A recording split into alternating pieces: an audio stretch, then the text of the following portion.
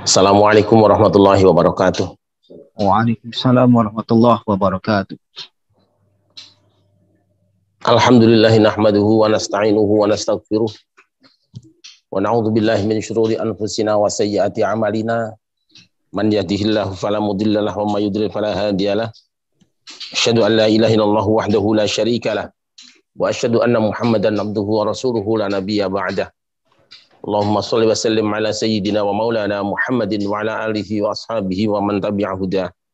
Amma ba'du fa ya ibadallah, ittaqullaha haqqa tuqatih wa la tamutunna illa wa antum muslimun.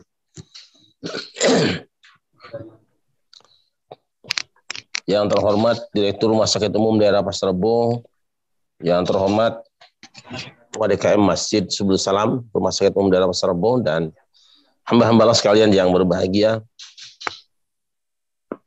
Alhamdulillah, dengan izin Allah pagi ini kita masih bisa bersama dalam kajian firman-firman Allah dalam Al-Quran. Mudah-mudahan apa yang kita baca dan kita pelajari hari ini menjadi penguat ibadah kita semua. Amin. Dan semakin mendekatkan diri kita pada Allah Subhanahu wa Ta'ala. Amin.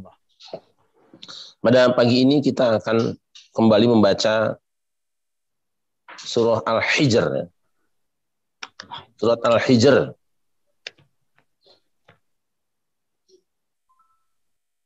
Silakan surah Al-Hijr mulai pada ayat 26 sampai dengan ayat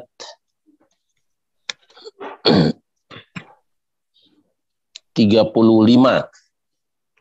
Ini ayatnya pendek-pendek, agak panjang, agak banyak ya. A'udzu billahi minasy syaithanir rajim. Bismillahirrahmanirrahim. Wa laqad khalaqnal insana min salsalin min hama'in masnun. Wal janna khalaqnahu min qablu min naris samum. وَإِذْ قَالَ رَبُّكَ لِلْمَلَائِكَةِ إِنِّي خَالِقٌ بَشَرًا مِنْ صَلْصَالٍ مِنْ حَمَإٍ مَسْنُونٍ فَإِذَا سَوَّيْتُهُ وَنَفَخْتُ فِيهِ مِنْ رُوحِي فَقَعُوا لَهُ سَاجِدِينَ فَسَجَدَ الْمَلَائِكَةُ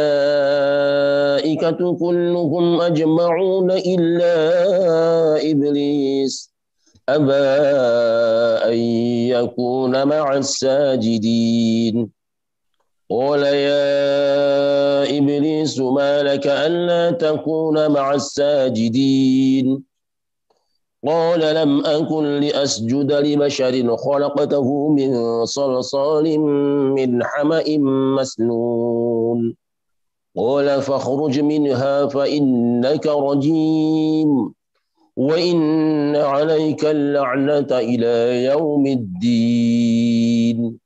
Silakan dibaca. A'udzu billahi minasyaitonir rajim. Bismillahirrahmanirrahim. Dan sungguh kami telah menciptakan manusia atau Adam dari tanah liat kering, dari lumpur hitam yang diberi bentuk. Dan kami telah menciptakan jin sebelum Adam dari api yang sangat panas. Dan ingatlah ketika Tuhanmu berfirman kepada para malaikat, sungguh aku akan menciptakan seorang manusia dari tanah liat kering dari lumpur hitam yang diberi bentuk. Maka apabila aku telah menyempurnakan kejadiannya dan aku telah meniupkan roh ciptaanku ke dalamnya, maka tunduklah kamu kepadanya dengan bersujud. Maka bersujudlah para malaikat itu semuanya bersama-sama, kecuali iblis. Ia enggan ikut bersama-sama para malaikat yang Allah berfirman, wahai iblis, apa sebabnya kamu tidak ikut sujud bersama mereka? Iblis berkata, aku sekali-kali tidak akan sujud kepada manusia yang kau telah menciptakannya dari tanah liat kering, dari lumpur hitam yang diberi bentuk. Allah berfirman, kalau begitu keluarlah dari surga, karena sesungguhnya kamu terkutuk, dan sesungguhnya kutukan itu tetap menimpamu sampai Allahul Azim.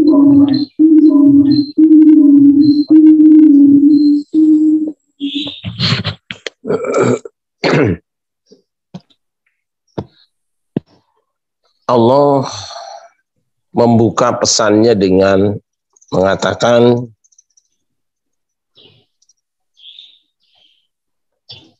bahwa dia menciptakan makhluk yang digelari dengan al-insan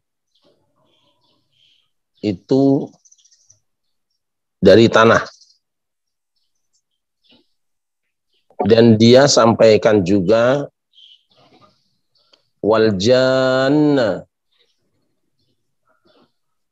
dengan sedangkan si jana, bukan sujana ya, awas, itu telah diciptakan sebelumnya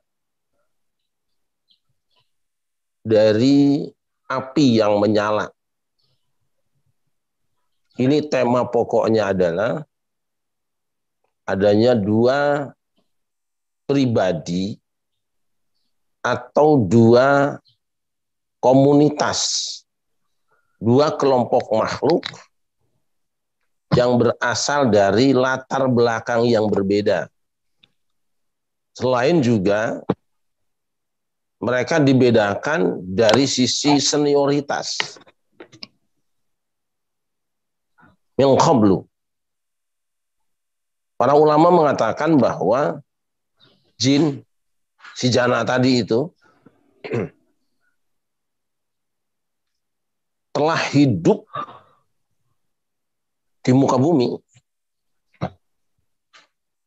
bahkan sudah beribadah kepada Allah lebih kurang 2000 tahun sebelum Adam diciptakan. Ini satu prestasi yang sangat luar biasa. Mungkin kalau sekarang bisa dikenal sebagai al-abid, atau mungkin Mbah Yai, atau istilah-istilah lain, bisa Gus, bisa. Karena satu, nasabnya dari api, dua, ibadahnya lebih senior dan lebih banyak.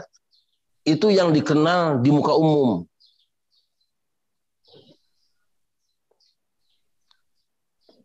Nah, tetapi apakah orang yang dikenal sebagai ahli ibadah bernasab bagus ini kemudian juga bertahan dengan kemuliaannya? Kita lihat perilaku selanjutnya. Karena manusia itu tidak selamanya jejeg aya dina hiji pertempatan. Kata orang Sunda. Lalu datanglah saat penting bagi Allah menyampaikan kepada Rasulullah bercerita. Ingat Muhammad,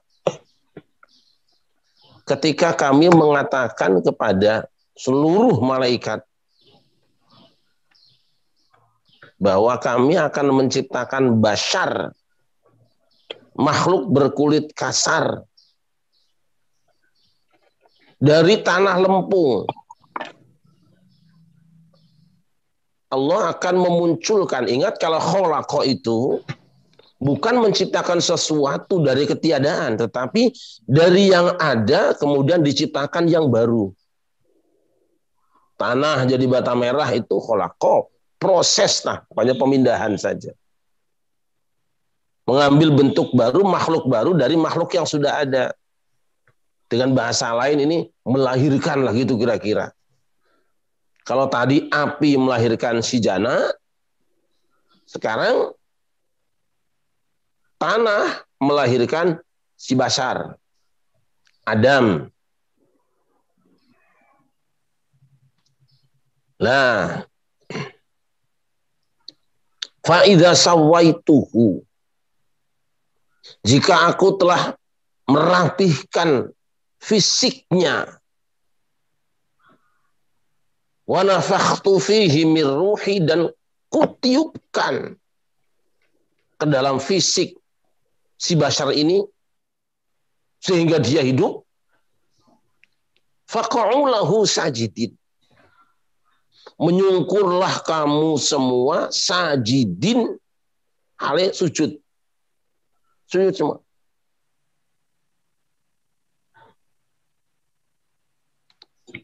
Fasajadal malaikatu kulluhum ajma'una.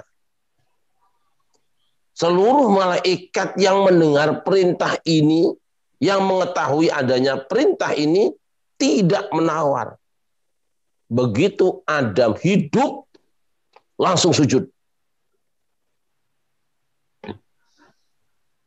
Saya tidak tahu apakah sujud itu dilakukan semuanya di depan matanya, atau ada yang, karena melihat Adam yang kalau jumlahnya malaikat itu banyak, mungkin kalau kumpul satu tempat bisa jadi penuh, tapi karena tidak pakai fisik mungkin cukup. Tapi ya tentu saja kalau yang terlalu jauh itu ya tidak seperti zaman sekarang pakai layar kaca, pakai zoom, tidak. Pokoknya kelihatan di situ sujud. Dari sekian banyak makhluk Allah, hamba-hamba Allah, ada satu makhluk yang sudah 2000 tahun katanya beribadah itu. Yang senior itu loh. Yang nasabnya mulia itu loh katanya itu. Ditaruh di belakang ilah. Mustasna minhu. Kecuali satu. Yaitu si Iblis loh maksudnya. Iblis.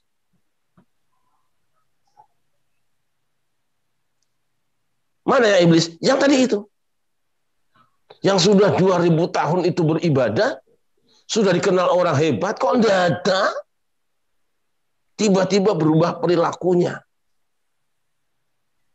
Oh, rupanya dia tidak siap mental ketika berhadapan dengan muamalah. Oh, soal ibadahnya hebat dia. Soal nyembah Allah, jangan tanya. Wiridannya kuat. Mungkin kemana-mana bawa tasbih, tapi giliran dihadapkan kepada pergaulan dengan sesama makhluk, dia punya pertimbangan sendiri. Langsung membangkang. Ditanya oleh Allah. Ini aba ayakuna ma'asajidin. Dia tidak mau bersama orang yang sujud. Tidak mau. Dia menyempal. Tidak mengakui kehadiran Adam. Jadi, pokoknya ketika Adam baru saja muncul itu sudah ditolak. Nah, kita harus belajar di sini. Sehebat apapun seorang hamba, jangan berharap semua manusia menyukainya. Ada saja yang tidak suka. Tapi kalau sampean sudah berbuat baik dan kalau sampean sudah berprestasi, percayalah yang lebih suka lebih banyak daripada yang tidak suka. Tapi ada saja selalu yang tidak suka. Alasannya ada pasti dia punya alasan. Soal alasan itu rasional atau tidak itu nomor sekian. Yang penting ketidaksukaan itu menyebabkan ketidakpatuhan, itu aja sudah.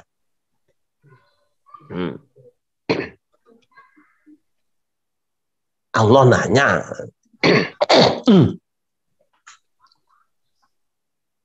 Ma manaka antakuna ma'as sajidin. Apa sih yang ngalih kowe bareng sujud karo kae? Kenapa sih kamu? Apa yang menghalangi kamu untuk bareng-bareng dengan orang lain gitu? Bergabung dengan rombongan orang yang mau menghormati Adam tadi. Tempat ada. Sakit tidak. Gitu? Kok kamu tidak mau gabung? Iblis punya kaidah. Lam akun li asjuda li basyarin khalaqtahu min salsalin min hama'im masnun. Rasanya saya ini tidak pantas. Mosok mengakui, menghormati kepada makhluk basyar berkulit kasar. Kalau sekarang mungkin bekas pekerja kasar gitu loh kira-kira. Rasanya tidak pas kalau aku ini menyampaikan sikap hormat kepada orang yang engkau ciptakan dari lempung. Nah itu. Ketidakmauan sujud itu alasannya sederhana banget. Dan pertimbangannya itu karepe dhewe, bukan berdasarkan ilmu. Kalau saja dia punya ilmu yang benar, apa dikira api lebih hebat daripada tanah? Tidak. Tanah itu walaupun diinjak-injak, dia punya potensi besar. Tumbuhan hidup di tanah. Orang yang berjalan di tanah. Hewan-hewan berkeriapan di tanah. Jadi dia menganggap baik itu menurut pikirannya sendiri. Kebaikan yang tidak punya kaidah. Kalaupun benar bahwa apa yang dia katakan bahwa dirinya, nasabnya lebih baik dari Adam, soal hormat bukan karena nasab. Kalau sudah ada perintah, apapun yang dilakukan, lakukan. Tapi memang dasarnya sudah tidak suka, angel. Di ayat lain sering kita baca, ana khairun minhu khalaqtani min nari wa khalaqtahu min tin. Aku lebih baik dari dia. Karena engkau nisbatkan aku dibuat dari api, sedangkan dia dibuat dari tanah. Wis pamer nasab ini. Pamer keturunan, pamer silsilah. Itu kelakuan iblis. Kelakuan si jana tadi itu. Nah, bagi Allah yang Maha Kuasa, ini orang ini sudah kelewatan. Mbok ya kamu tuh memang dibikin dari api, karena aku juga yang bikin. Adam dibikin dari tanah, aku juga yang bikin. Jadi kamu seharusnya jangan melihat kepada nasabnya, silsilahnya, bahannya. Lihat perintahnya. Siapapun yang sudah ditetapkan menjadi orang terhormat, hormati dia, walaupun tidak sanasab dengan kamu, walaupun kamu merasa lebih mulia dari dia. Nah, yen ngono metu fakhruj. Kamu sekarang juga keluar dari surga. Keluar sekarang juga. Wa innaka rajibun. Mengapa? Karena engkau itu terkutuk. Tercampakkan, rajim itu marjum, dilemparkan. Tercampakkan itu. Wa inna 'alaika la'nata ila yaumiddin. Dan aku tetapkan kutukanku menimpamu sampai hari kiamat.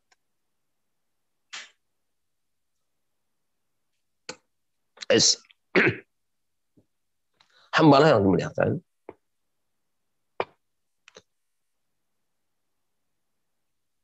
Satu yang kita ambil pelajaran.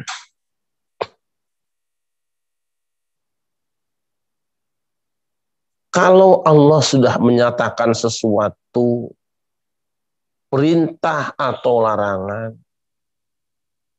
tidak perlu kamu punya pertimbangan lain. Lakonono. Jangan dicari-cari alasan untuk kita melepaskan diri dari penegakan syariat. Jangan. Tapikan. Tidak usah tapikan. Itu perintah sharih dalilnya. Sahih dilihat riwayatnya, sharih maknanya. Kalau sudah sharih dan sahih, tidak usah dipakai yang lain. Nah, nanti kan kita sering ketemu dengan para ulama ketika bicara hadis. Hadisnya ini sahih kalau dilihat dari penelitian sanadnya. Gitu loh. Dan dia sharih kalau dilihat maknanya jelas.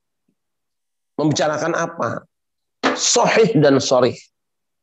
Kan ada yang sahih tapi maknanya tidak sharih. Karena ada ihtimal, ada kemungkinan makna lain.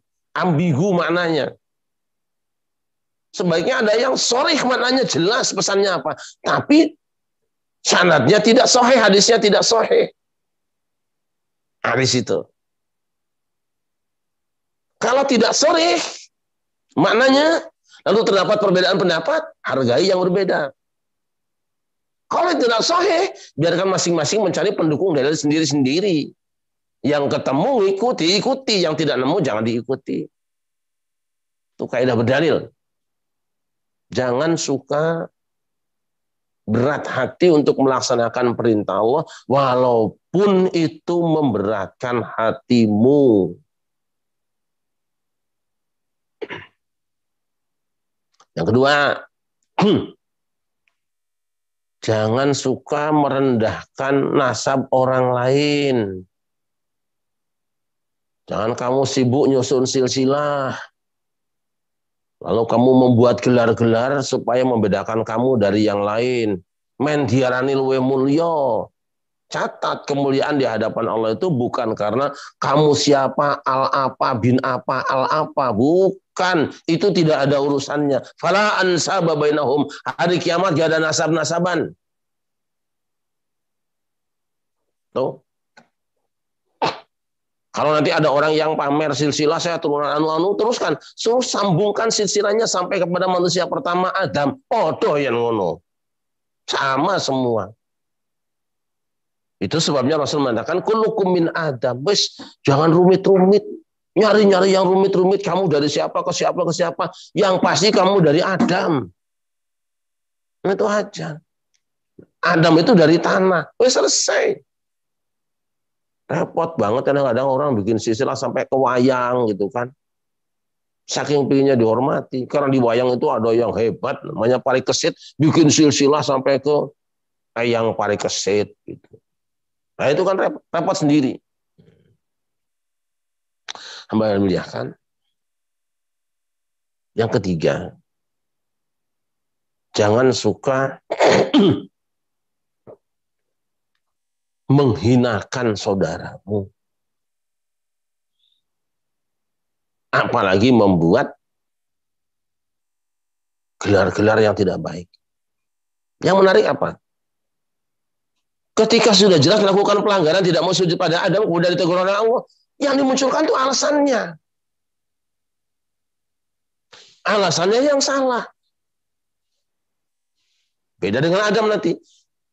Begitu Adam melakukan kesalahan, karena dia bersalah kepada Allah, minta maaf kepada Allah.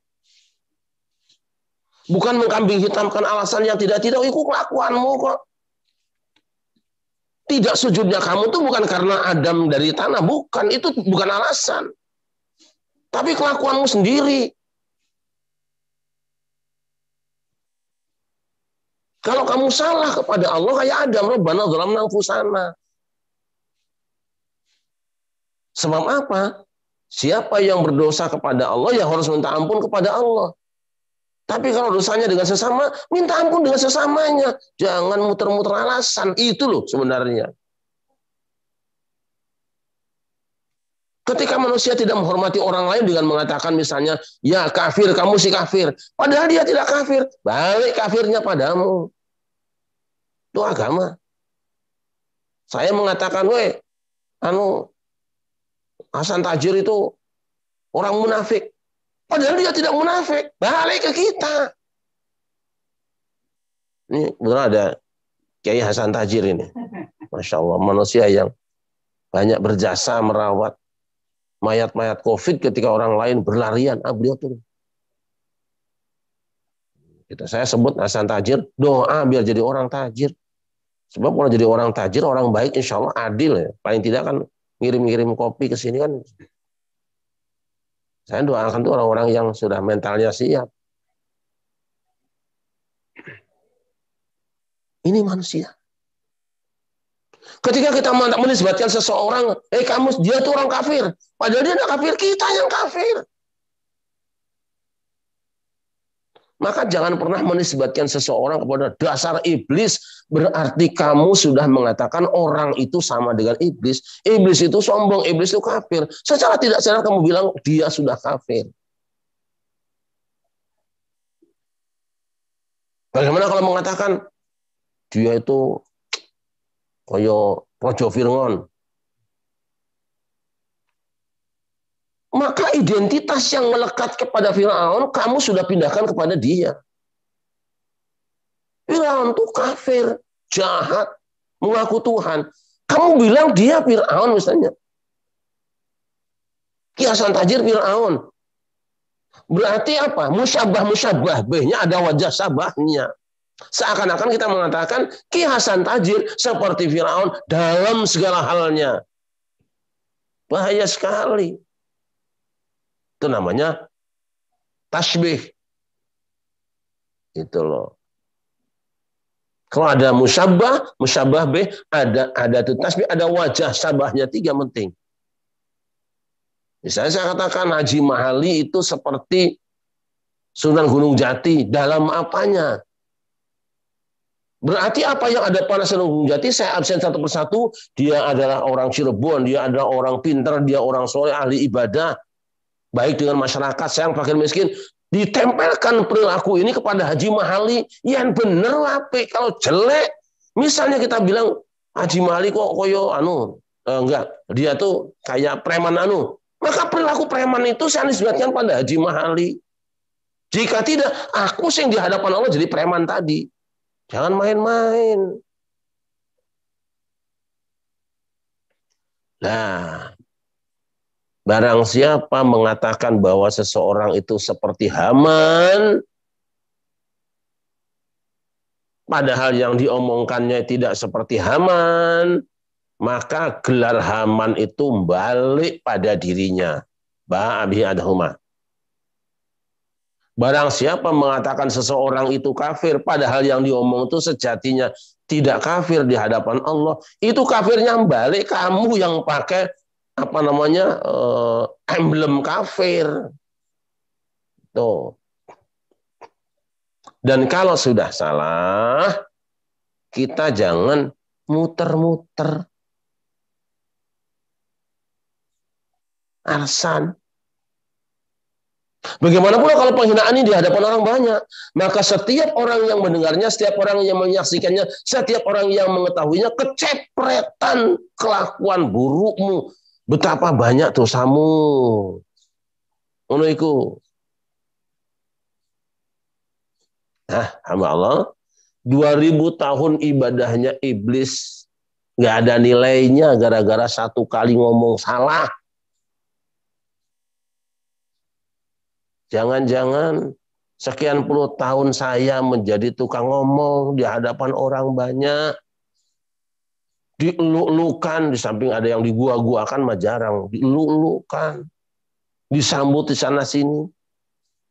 Jangan-jangan hari ini ibadahku hancur semua, habis semua. Di hadapan Allah aku nggak ada nilainya lagi. Gara-gara aku nyebut orang lain dengan sembarangan. Apalagi orang itu yang sudah jelas baiknya. Nah, bagaimana kalau misalnya orang itu melakukan kemungkaran? Loh, kan ada kaidahnya. Ada kaidahnya. Man ra'a minkum mungkaran falyughayyirhu biyadihi.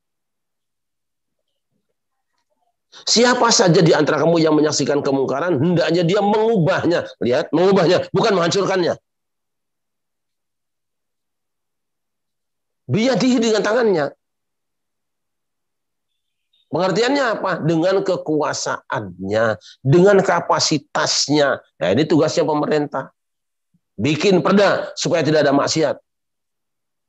Bikin kepres supaya tidak ada sebung ayam misalnya. Selesai. Putuskan dalam sidang bahwa organisasi ini terlarang. Selesai. Biyadihi. Ada maling penjahat, tangkap biyadihi. Itu haknya siapa? Hak yang punya kapasitas. Makanya Nabi mengatakan, fa illam yastati'. Maka jika orang tadi yang punya semangat untuk merubah kemungkaran, bukan menghancurkan ya, merubah kemungkaran itu, yang punya semangat untuk mengubah kemungkaran menjadi kebaikan itu, tidak punya kapasitas. Wong presiden bukan, DPR bukan, RT pun bukan, timbang guru ngaji. Itu loh. Fabilisanihi. Maka dia punya tugas untuk mengubah kemungkaran tadi menjadi kebaikan dengan lidahnya. Tapi lidah mana yang bisa memperbaiki? Tidak semua lidah. Maka orang harus melatih lidahnya sebagaimana dia mengasah goloknya. Supaya kalau motong hewan itu nggak terlalu sakit, begitupun mengubah perilaku manusia dengan mulutmu tidak terlalu sakit. Sebab sakitnya tuh di sini. Begitu. Mulutmu hati-hati. Bagaimana supaya hasil potonganmu tuh halus. Gurindanya itu berkelas-kelas.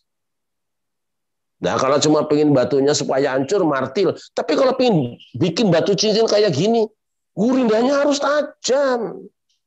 Supaya batunya tidak tersinggung. Lalu rata, dan dia bisa diubah olehmu sesuai kehendakmu. Mau jadi apa? Itu harus yang halus. Kalau yang dipakai ini kampas hancur dari dulu. Itu juga mulut. Mulutmu tuh mau ngiris hati orang. Kalau hatinya sudah diiris, dirubah halus, maka baik perilakunya. Bikin mulutmu yang kira-kira enak. Dibuatlah strategi-strategi. Wali Songo itu standarnya. Di Indonesia Wali Songo melok wae. Apalagi bangsa Indonesia. Bangsa Indonesia ini bangsa yang dikenal paling hebat dalam beragama. Tidak ada satu bangsa pun yang dalam beragama lebih hebat dari bangsa Indonesia. Ini supaya kita pede. Coba lihat. Hindu, Buddha, itu lahirnya di mana? Di India. Tapi yang bisa bikin tempat ibadah paling gede itu Borobudur ada di Indonesia. Itu menunjukkan apa? Perhatian dan curahan batinnya orang Indonesia dari awalnya itu sudah luar biasa. Kalau sudah disebut Tuhan, dia dihargai. India tidak punya Borobudur kan? Pun ketika Islam datang di Indonesia, Islam datangnya di Timur Tengah, lahirnya di Timur Tengah. Tapi manusia yang mencurahkan semua semangat hidupnya, harta bendanya, tenaganya, untuk Islam, ya Indonesia yang paling hebat. Dan yang menampilkan rahmatan lil alamin hari ini orang Indonesia. Haji saja ngantri sampai 50 tahun kok. Itu hebatnya orang Indonesia. Kenapa? Mereka punya pakem. Lihat pakemnya. Wong arep ngunduk klopo ora bisa meneh, mbok yo aja kondo-kondo kelapamu elek. Ada orang mau manjat pohon kelapa, mengambil kelapa tapi tidak bisa manjat. Enak saja, kelapanya jelek. Allah ngomong saja kamu nggak bisa naik.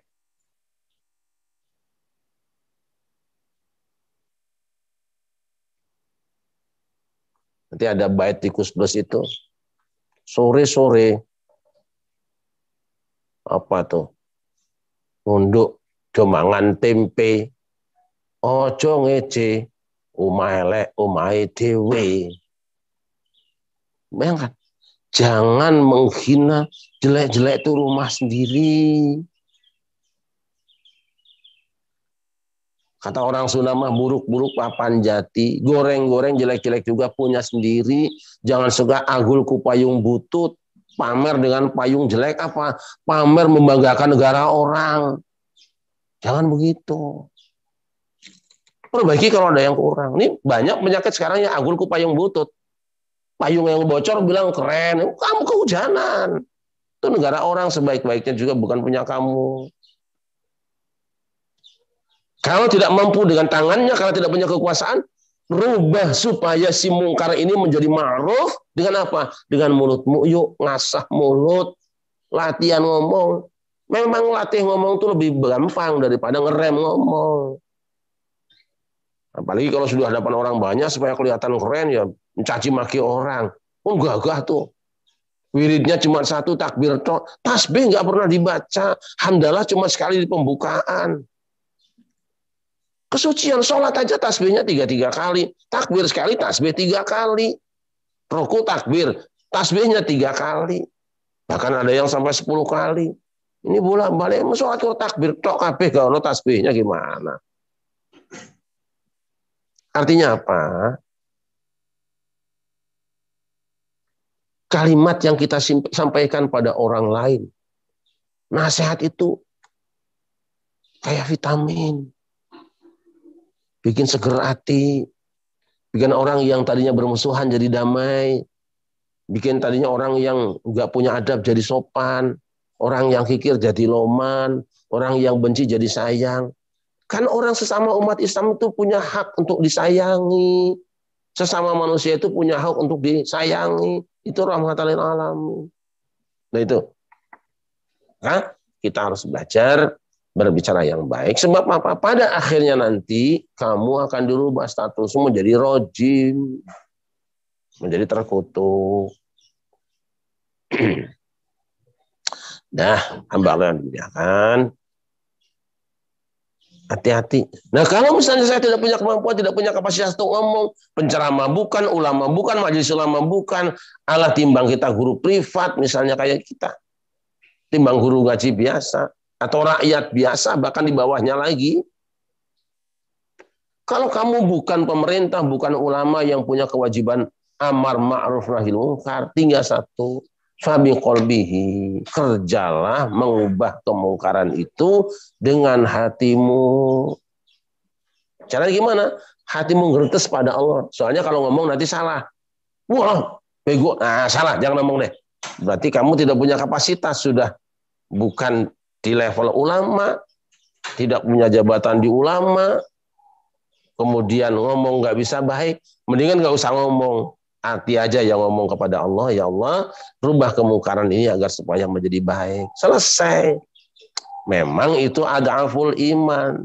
Selemah-lemah iman, tidak apa-apa. Lemah iman juga lebih baik daripada tidak punya iman atau imannya rusak gara-gara cangkemmu. Orang tidak boleh nahi mungkar datang sendiri, itu tugasnya kepolisian. Tidak boleh. Ada negara yang ngatur. Orang juga tidak boleh KB orang sembarangan ngomong. Ada yang bisa ngomong, siapa yang punya ilmu, yang cangkemnya sudah rapi. Oh, ilmunya nggak tahu. Tidak tahu persis sebetulnya bagaimana ini. Cuma ngobrol di luar nggak boleh. Dan kalaupun kita akan merubah kemungkaran, caranya apa? Datangi kemungkaran itu dengan mulutmu, nasihati. Bukan membicarakannya di luar, itu namanya ghibah. Kalau ghibah dosa, bisa diampuni kalau minta maaf pada orang yang dighibahnya. Nah, repot toh. Hamba yang dimuliakan, ini cara dakwah. Bagaimana kalau yang melakukan kesalahan itu adalah dari penguasa pemerintah? Man ra'a min amirihi syai'an falyasbir. Siapa yang melihat betul, bukan kata informasi medsos ya, yang diomongkan Nabi, yang melihat, menyaksikan, bukan ujare. Informasi bukan dari lawan politik atau dari orang-orang yang memang sakit hati karena pecatan misalnya, bukan. Betul-betul tahu siapa saja yang menyaksikan ada kemungkaran dari amirnya, oleh sabar. Terus ada sahabat yang bertanya, kalau nanti saya punya seorang pemimpin misalnya, dia nyuruh saya melaksanakan kewajiban saya, suruh bayar pajak, suruh itu dan ini, tapi dia sendiri tidak menunaikan kewajibannya. Ternyata dia tidak tidak menunaikan kewajibannya. Misalnya gini, misal nih, rakyat suruh bayar pajak, tapi giliran ada bansos malah dia simpen sampai busuk. Gitu? Ini nih, umpama sampai bansosnya busuk senilai 2,8 triliun misalnya. Apa yang kita lakukan? Tunaikan kewajibanmu, biar nanti Allah yang akan mengambil hakmu dari dia. Tidak usah dibicarakan di luar. Tidak usah diribah. Cukup itu. Nanti Allah punya cara untuk menyampaikan yang itu, barang rezeki milikmu. Kamu punya rezeki 10 juta, sampai. Tapi caranya lewat jalan yang lain. Kan enak sebetulnya. Enak sekali. Karena apa? Satu hari tidak ada pemimpin itu lebih buruk daripada setahun punya pemimpin yang kurang baik. Hanya di dalam Islam itu, ini kita masuk bulan Rajab. Asal Fatihahnya sudah benar, sudah memenuhi syarat, Imam salah-salah baca ayat jangan diturunkan. Ya kita tasbih saja. Imam salah tasbih. Maksudnya apa? Negor pemimpin itu dengan bahasa yang santun, bukan dengan takbir lo ya, dengan tasbih. Coba nanti kalau imamnya salah, Allahu Akbar, sujud, ya, ruku. Dikiranya imamnya. Yang depan takbir, imam salah, baca ayat, Allahu Akbar, ruku semua yang di belakang. Yang negur itu yang dekat dengan dia dan menggunakan tasbih yang santun. Namanya ada kesalahan. Sudah ditegur sampai 3 kali, kok masih salah terus? Nggak apa-apa, teruskan. Sampai selesai masa jabatan jadi imam sholat itu. Nanti selesai sholat, salam-salam bilang, Mas, tadi kayaknya kurang 1 rakaat. Betul, saudara-saudara, betul. Ayo tambah 1 rakaat. Gitu. Tadi ada yang kelewat, nggak ruku. Ya sudah, sujud sahwi. Misalnya gitu. Selesai. Nah, ini yang diharapkan semua orang yang berada dalam satu jamaah itu menjaga keutuhan sholatnya supaya indah. Nah, kalau imam salah mundur 1, salah mundur 1. Ya, nanti habis. Imamnya ditinggal sendirian, kemudian jamaahnya juga sholatnya jadi sendirian, kecil pahalanya. Fakhuz minha fa innaka rajim wa innaka alikal la'nat wa inna alikal la'nata ila yaumiddin. Kamu punya laknat sampai hari kiamat. Kebacut ngomong salah 1 kali menghapuskan semua keburukanmu, gelap hari depanmu. Kowe ora kanggo meneh. Hati-hati. Sebab orang itu kalau mengundang kita tukang ngaji itu kan pengen nambah nyawa, ingin menyembuhkan badan, badan rohani kita supaya kita disembuhkan. Lalu kalau dokternya malah obatnya cuma apa? Obatnya pakai nikotin. Yo, siapa yang mau berobat di situ? Berobat kok pakai racun. Itu obatnya hebat apa? Racun. Orang sakit itu langsung sembuh, mati. Oh ya, saya nggak mau. Orang pulang ngaji malah pada mati hatinya, pada benci dengan sesamanya. Ya. Nah itu seperti itu hambalan kan pelajaran buat kita semua. Jangan sampai kita kemasukan setan. Tapi jangan memfitnah setan loh ya, nggak boleh. Oh saya tuh tadi tuh keusap setan. Loh kok mitnah setan tuh? Jelas-jelas kamu ada orang berzina. Saya keusap setan. Lu setan difitnah, kata setan. Sing lunga mau ku kowe. Sing zina ku kowe, kok aku dibawa-bawa toh. Wah boleh. Nanti kalau mau fitnah setan, hari kiamat dituntut sama setan, bahaya loh. Dihisab tuh setan nuntut, ya Allah, aku kok difitnah, dia nyolong katanya kegoda setan. Dia zina, ngakunya keusap setan. Lu saya kan di mana, dia di mana? Saya ada di pohon kayu, dia zinanya di hotel, kok saya difitnah gitu. Jangan menfitnah siapapun ketika melakukan dosa. Yang paling benar kalau manusia salah ya Rabbana dzalamna anfusana wa illam taghfir lana wa tarhamna lanakunanna minal khasirin. Kalau salah dengan sesama, ya saya minta maaf. Langsung aja. Kalau enggak nambah-nambah dosa.